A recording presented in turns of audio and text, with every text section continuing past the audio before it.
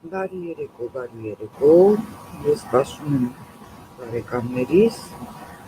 բարի երեկո սիրելի հովսեփ, ուրախ եմ հանդիպել,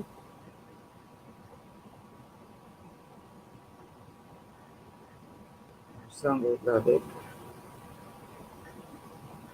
բարի երեկո, Վարդես Զահար, Վարդան, Ազեգի, ես քիչ առաջ ավարտեցի Հասմիկ ջան կրկին բարի երեկո, քիչ առաջ ավարտեցի Նորա Սուանաշեհի, Վահե Քաչերյան բարի երեկո Վահե, քիչ առաջ ավարտեցի YouTube-ի մեջ ուղիղ տեսակցություն էի նախաձեռնել եւ շարունակական է լինելու բացատրեցի այն արդեն քիչ առաջ Կարեն Սիմոնյանի ազատության ասպետի նահատակը կամ Միքայել Նալբանդյան վարքագծության բարեհասնությանը ուրեմն ընթերցումն է առավելությունն այն է որ արձանագրվում է ոչ միայն ուղիղ եթեր է այլ նաև արձանագրություն է եւ ես սովորաբար ինչ եմ անում եթե հեռախոսի մեջ ունեք այդ օպցիոնները ոսախ ցիստը նույնիսկ հեռախոսով, հա, ականջակալներով կամ չգիտեմ ինչ գործիքով եք աշխատում, ես նույնիսկ աման լվանալիս եմ այս YouTube-յան հաղորդումներ կան, հա, որ հետաքրքիր են ինձ, քաղաքական, գրական, մշակութային եւ այլն։ Առանձնապես պարտադիր չէ դիտել անպայման, կինոնկար չէ, արձանագրական չէ, ուրեմն այնինչ լսողական է, լսում եմ եւ այդ առումով հրաշք առաջընթաց է հա տեխնիկայի, որովհետեւ բարի երեկո Քրիստոֆ, շատ լավ հայերեն խոսենք ուղղություն։ Այս առումով հրաշալի է այս տեխնիկական առաջադիմությունը, որովհետեւ հնարավոր է մի կողմից գործ անել, կերակուր պատրաստել, հա, աման լվանալ, լվաց փռել, նույնիսկ կանացի գործեր անել։ Ես ընկերներ ունեմ, որոնք իրենք նկարիչ են կամ այնպիսի աշխատանքով են զբաղվում, որ մտային է, մտավոր է ճիշտ է, բայց կարող են զուգահեռ ինչ-որ բան լսել, bonsoir ma chère Annie, եւ կողքից կարող եմ նաեւ հաղորդում լսել, սովորաբար ես այդպես անում եմ, այսօր ուզում եմ ինչ եմ ուզում ասել, որ այն արձանագրությունները, որ YouTube-ի մեջ գրվում են եւ նախատեսում են ոչ միայն վեբերը, հա, սկսել եմ Միքայել Նալբանդյան վեբով, ընթացքում անպայման ընթերցելու եմ նաեւ այն թարգմանությունները, որոնք ողջույն Անդրանիկ, այն թարգմանությունները, որ կատարել է հայրս եւ հայրուն թարգմանություններ են, ուրեմն դրանք եւս ընթերցելու եմ, փորձելու եմ ամբողջ ուրեմն պարունակը իր ստեղծագործական, թե իր ստեղծագործություններով, վեպեր, վիպակներ, պատմվածքներ, եւ թե թարգմանական ամբողջային հսկայական գրականությունը, գիտեք, կարելի է օրվա մեջ մեկ ժամով ես չեմ զրանալու եւ դա անելու եմ, դուք եթե ձեզ ուրեմն հետաքրքիր կլինի կլսեք, եթե ոչ գոնե արձանագրված կմնա մինչև ուրեմն դռներն հուսով բացվեն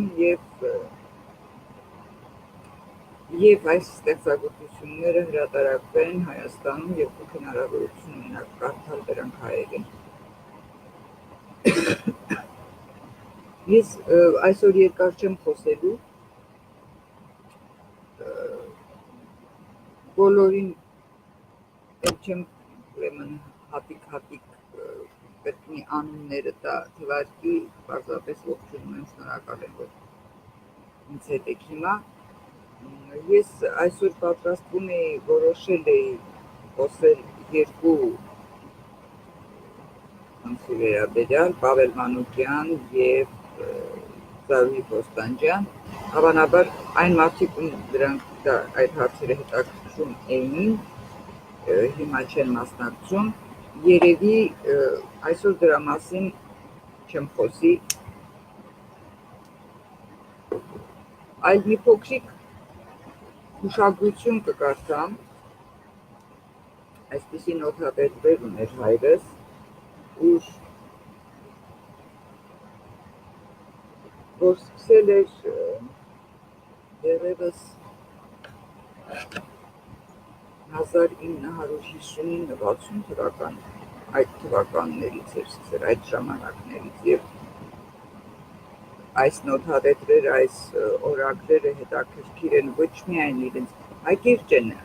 օրագրերի մեջ տեղեկությունները, մտքերը, գիտեք, օրվա վերջում հոգնած մի քիչ այսպես ամփոփ, բայց սրանք շատ օգտակար են, որպեսզի օգտակար են իրենց այն հնարավորությամբ, որ ընձեռում են արխիվային նյութերի մեջ հեշտությամբ գտնելու այն, ինչ հետաքրքրում է ինձ և այն, ինչ ժամանակագրական առումով սկսել եմ աշխատել և այդ առումով շատ կարևոր է։ Հիմա 1990 թվականի հունիսի 15-ին, որ ուրբաթօր է եղել, հայրս ինչ է գրում։ Գրում է, օրացույցային, ես պարզապես ինչու եմ կարծում սա, որովհետև նախ սրանք ինչ-որ բաներ կհրապարակենք նաև ժամանակի ընթացքում բարի երեկո Արթուր, բարի երեկո Գայանե։ Նույնիսկ մեր ընդհանրապես իր նամակագրությունը, որովհետև դա ևս իրական սեր է, չէ, և հետաքրքիր է, և վկայություններ են, սովորաբար նամակագրությունները, բարի երեկո Գևորգ ջան, շատ ուրախ եմ քեզ հանդիպել, ինքնին վկայություններ են, նամակները իրենք վկայություն են, օրագրերն իրենք վկայություն են, ուրեմն պարզապես ես պիտի կարդամ, կարճ է, և դուք այստեղ համենայնդեպս հավաքված բոլորդ մտածող մարդիկ եք, ազնվական մարդիկ եք,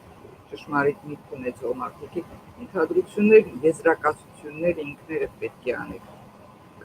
վստահաբար։ Ուրեմն 1990 թվականի հունիսի 15-ին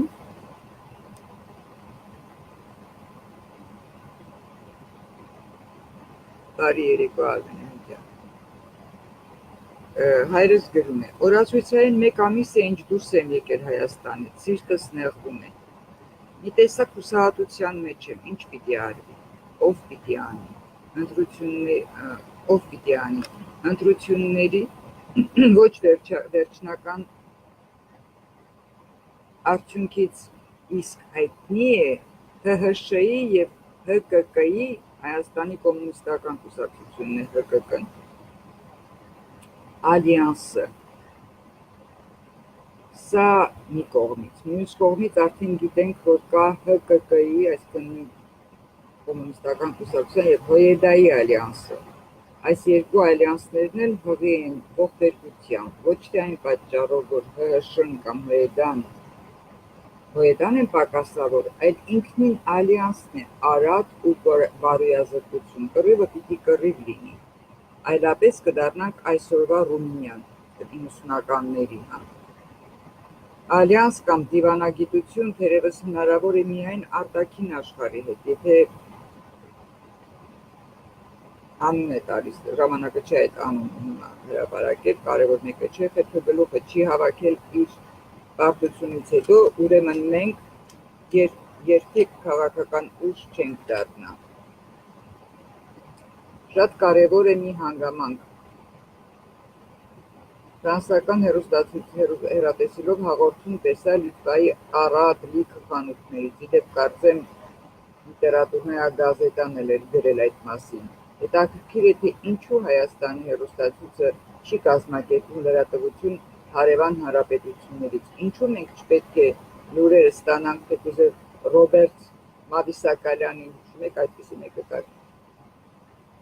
ծառայամիտ մեկնաբանություններով գոնե կհասկանանք այն, ինչը փորձի թաքցնել իմաստակային իր խոսքով։ Եվ մնացածը։ Ուրեմն դեռևս 90 թվականին տեղի ունենում ալյանսներ, որոնք բոլորովին համագործակցության ազնվական եւ դրական իմաստով չէին լինում, այլ ըստ էության ճիշտ այնպես, ինչպես այսօր է, երբ ենթադրենք Արարատ Միրզոյանը իր դալուկ դեմքով եւ նվազ ձայնով բացատրում է, որ հնարավոր է, որ առաջիկա ուրեմն իշխանական իրենց ցուցակների մեջ լինեն նաեւ նախկին ՀՀԿ-ականներ, եւ սա բոլորովին չի նշանակում, որ այդ նախկին ՀՀԿ-ականները ենթադրենք դարձել են ողջամիտ, կամ սա չի նշանակում իրականությունը չի եղել, հա, այսինքն եթե կոմունիստական ռեժիմի ժամանակ, սովետական ռեժիմի տարիներին ընդհանրապես ալտերնատիվ չկար եւ այլընտրանք չկար եւ իդեպ բոլորովին պարտադիր չէր լինել կոմունիստ, որպեսզի ծառայեր ենթադրենք կոմկուսին եւ կամ քարոզչությանը, հա, պրոպագանդային, այնպես որ եւ կամ ռեժիմին, ընդհակառակը մարդիկ կային եւ հայտնի երևելի մարդիկ, բոլորիս ծանոթներ, որոնք երբեք չլինելով կոմունիստական կուսակցության նույնիսկ շարքային, պարզապես հայտնի էին որպես ռեժիմին ծառայողներ։ Հիմա այդ ռեժիմը ստեղծված էր չէ կոմունիստական կուսակցությունն իր գաղտնի եւ պատժող ոստիկանությամբ KGB-ով։ Այս երկուսին ծառայելուց հետո ինչ նշանակություն ունի կամ եւ ինչ կարեւորություն ունի դու այդ անդամակցության տոմսակը գրպանիք մեջ է կամ ոչ։ Արարքներդ ինքնին խոսում են։ Այնպես որ այսպես կոչված ալյանսները եւ ինձ գիտեք ինչն է հետաքրքիր։ Ես սպասում եմ, անհամբեր եմ սպասում, ենթադրենք բոլոր այն քաղաքական ճակերտավոր ուժերին Հայաստանի, հա, որոնք ենթադրենք Ռաֆի Հովհաննիսյանի նախագահական ընտրության ժամանակ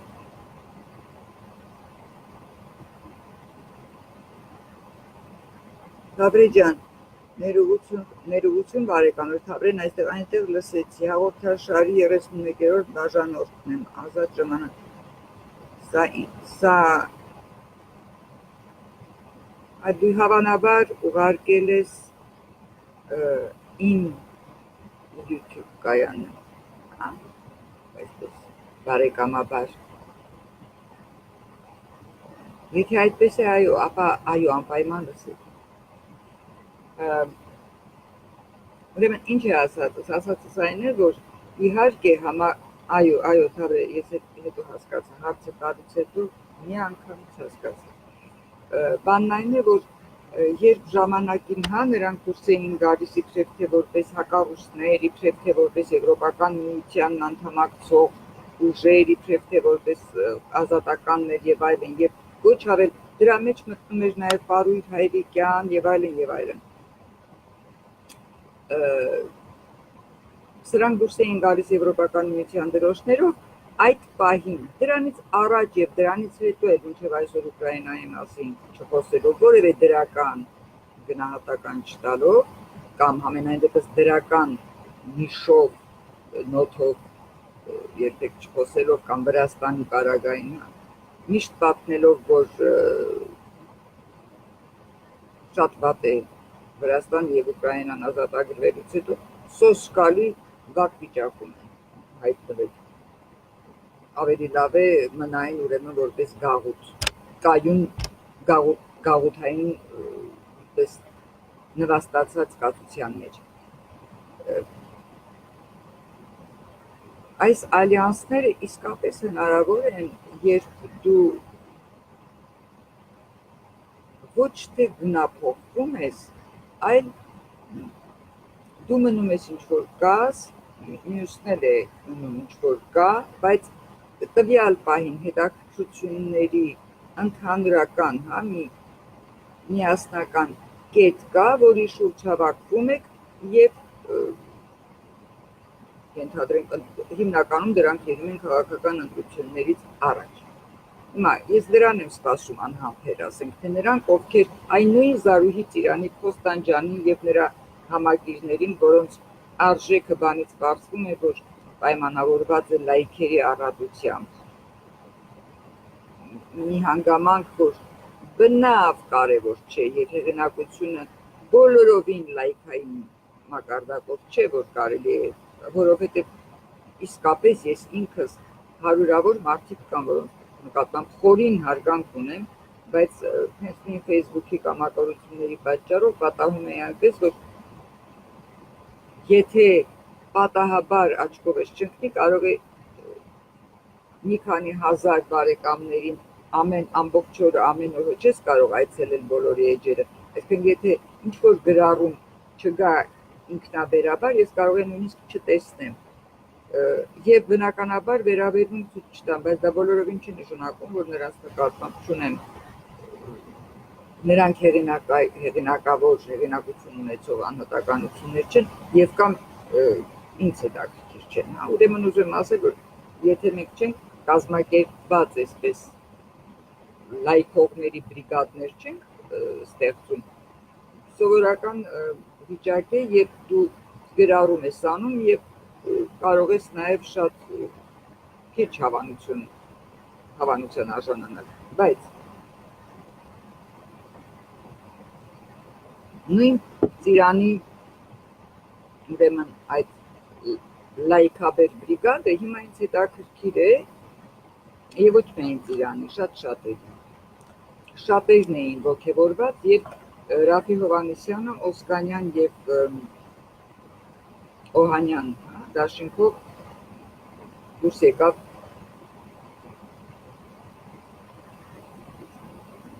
ընտրության, ազգային ժողովի ընտրության, իսկույն սկսեցին վարկաբեկել, ես չեմ ուզում կրկնել այդ անվաստանություններն ու ձերբակալությունները, բայց վերաբերմունքը հստակ էր և ասելով, որ Օհանյանի և Օսկանյանի հետ հնարավոր չէ դաշտ։ Հիմա ինչպես են այդ մարդիկ ընկալում և կամ վերաբերում այս ասում էին ՀՀԿ-ից ազատվել ենք, Սերժից իր կուսակցությամբ մենք հեղափոխություն ենք արել և մենք հաղթել ենք։ Եթե այդպես է, նախ ինչու լյուստրացիա ապաշխարություն, խոսք անգամ չկա դրա մասին, այսինքն նախկին և չկա, որովհետև տեսնում ենք, որ նախկին վարչակազմի, ռեժիմի պաշտոնյաները կամ նրանց մերձավորները այսօր ևս պաշտոններ են ստանում, այսօր ևս իշխանության լծակները անցնում են իրար մեջ բաժանում են նախորդները ներկաների հետ, այսպես եղել է միշտ, դեռևս համենայն դեպս մեզ համար, մեր սերնդի համար, սովետական շրջանից է, երբ որևէ կոնկուրսի քարտուղար էր հանրապետական մակարդակով փոխվում, բնական է, որ իր թայֆան էր նշանակվում կարևոր պաշտոններին, բայց կարող էին պահել նաև կամ մի երկու այսպես կարծես թե ոչ պակաս կարևոր, այսպես նշանակություն ունեցող պաշտոնի պահեին նախորդ թայֆայից որևիցե մեկին, այսինքն ըստ էության Հայաստանում մենք երբեք չտեսանք իսկապես հեղաշրջում, իսկապես ինչ-որ փոփոխություն և այն, իդեպ այն, ինչ տեսան վրացիները Վրաստանում և կամ Ուկրաինան, Սերժ Սարգսյանը, ես անընդհատ դա եմ կրկնում, ամբողջ ազգովի Նիկոլի հետ միասին նստած բնակվան ենք, առանձնատուն ենք փնտրում Սերժի համար, Յանուկովիչը իսկույն փախավ Ուկրաինայից, որովհետև հստակ էր, թե ինչ պիտի լինի ճակատագրի, այսինքն այնտեղ, երբ ասում են հաղթեցինք, տեսանելի է այդ հաղթանակը, որովհետև իհարկե բոլոր տեսակի, ամեն տեսակի ներքին խնդիրների, ներքին, իրենց Պարաշենկոյի եւ այլն նախագահի հետ միասին, որ ես գիտեմ, որ բոլորը չէ, որ նրանք կողմնակից են եւ բոլորը չէ, որ գոհ են նրանից, բայց ուկրաինացին կամ վրացին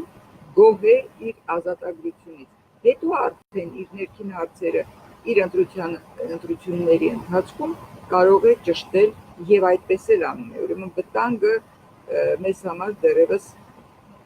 մեզ արկա է մեզ համար։ Սովորաբար երբ կուսակցություններից կամ խմբակցություններից մարդիկ հեռանում են, դրան դա անվանել լքել մի քիչ այսպես վերամբարձ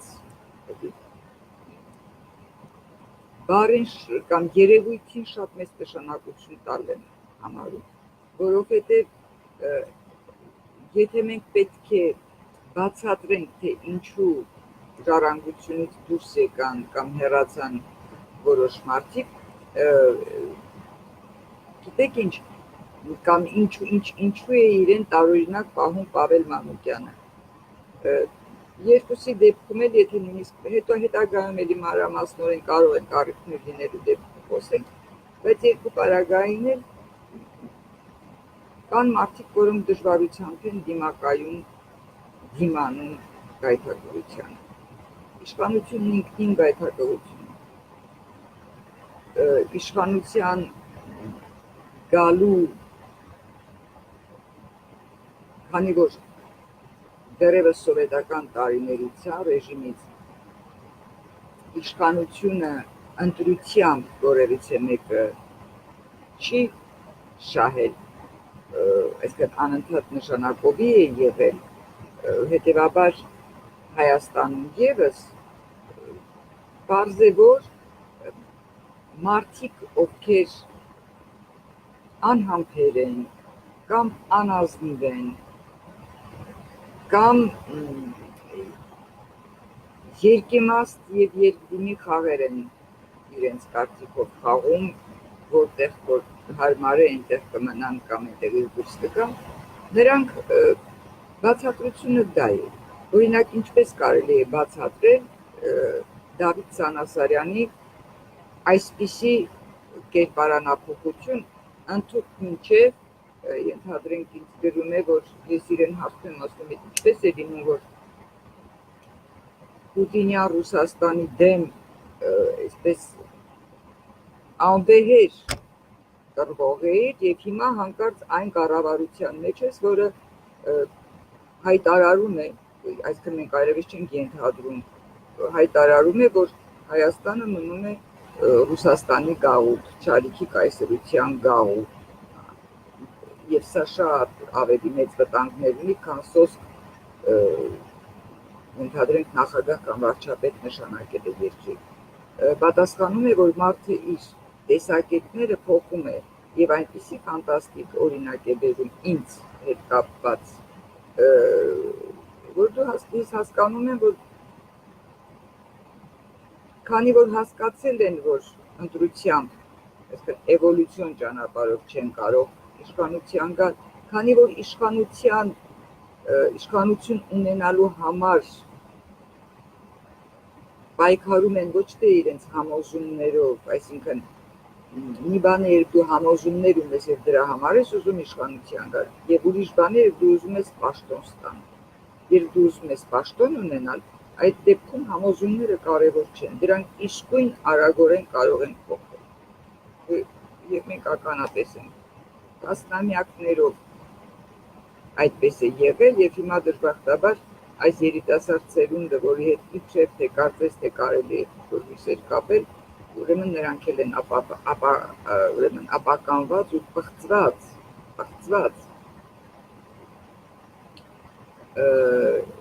Ես ճիշտ ասած, քանի որ այսօր մի քիչ աճապարում եմ, որովհետև ժամադրություն ունեմ Պարզապես